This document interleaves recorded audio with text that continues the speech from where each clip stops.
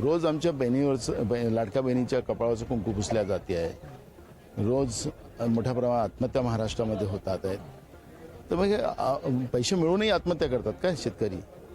तर हे जे काय नुसती घोषणेचा पाऊस पडायचं सरकार जे काम करत आहे हे गंभीर आहे.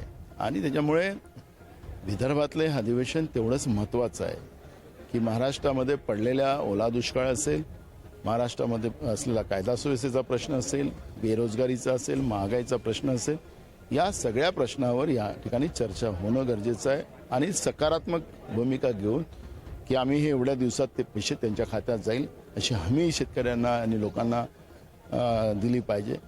आरक्षणाचा प्रश्न एक भयानक याच्यावर आलेला आहे ऐरणीवर, त्याही प्रश्नाबद्दलची चर्चा या ठिकाणी व्हावी. उद्धव ठाकरे म्हणतात की उपमुख्यमंत्रीपद असंविधानिक आहे, ते संविधानिक नाहीये.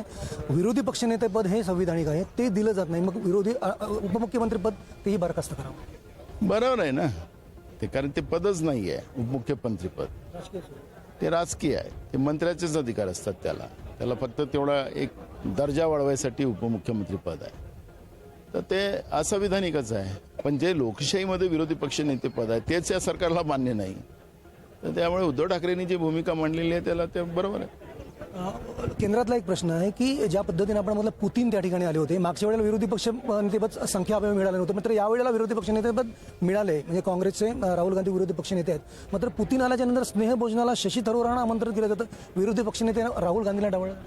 बीजेपी 24 तास राजकारण करते, त्यांना सामाजिक आणि संविधानिक ज्ञानच नाही असं म्हटलं तर वावगं ठरणार नाही.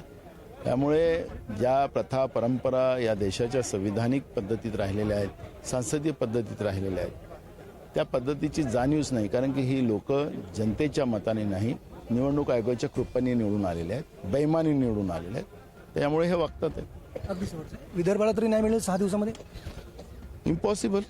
म्हणून तर आम्ही मगाशी विधानसभेत मागणी केली की हे बरोबर नाही.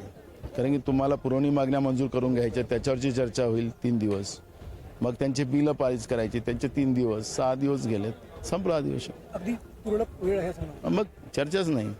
हे होते नाना पटोले. ज्या पद्धतीनं ते सांगतायत की ही जी चर्चा आहे ही तुरळक आहे आणि त्यामुळे 6 दिवसाचं अधिवेशन हे अत्यंत कमी आहे, याचा कालावधी वाढवायला पाहिजे. आणि त्यामुळे भारतीय जनता पार्टी एकमुखी कारभार हकत असल्याचा या ठिकाणी नाना पटोले यांचा आरोप आहे. व्हिडिओ जर्नलिस्ट संतोष सह प्रमोद पाटील, LS मराठी, नागपूर.